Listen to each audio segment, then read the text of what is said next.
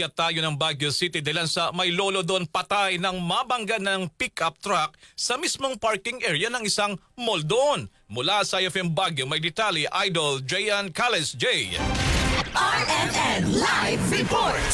Isang 75 na lalaki na residente ng Central Ambyong, La Trinidad, Benguet ang namatay sa isang aksidente sa parking area ng isang mall sa lungsod. Kinilala ang biktima na si Mr. Ignacio Lingbanan Nanam Sr., may asawa at retiradong empleyado ng gobyerno, habang ang suspect ay kinilala din na residente ng Baguio City, 34 anyos at walang asawa at isang technician. Ayon kay Baguio City Police Office sa ilalim ni Police Colonel Ruel Tagal, na ang insidente ay nangyari bandang 1:35 ng hapon kahapon, Mayo 22 sa kasalukuyang taon. Sa paunang investigasyon ng Traffic Enforcement Unit, naglalakad ang biktima sa parking area ng aksidenteng mabangga siya ng isang Ford Ranger pickup habang nagpapark sa isa sa mga lane. Ang biktima ay agad na dinala sa ospital ng emergency vehicle ng pamunuan ng mall, ngunit idineklarang dead on arrival. Ang driver ng sasakyan ay dinala sa kustudiya ng pulisya habang inihahanda ng mga investigador ng Traffic Enforcement Unit ang mga kinakailangang dokumento para sa pagdinigan ng investigasyon para sa kasong reckless imprudence resulting in homicide. Nagbabalita mula IFM Baguio, ito si Idol Jayan Cales, Tatak RMN.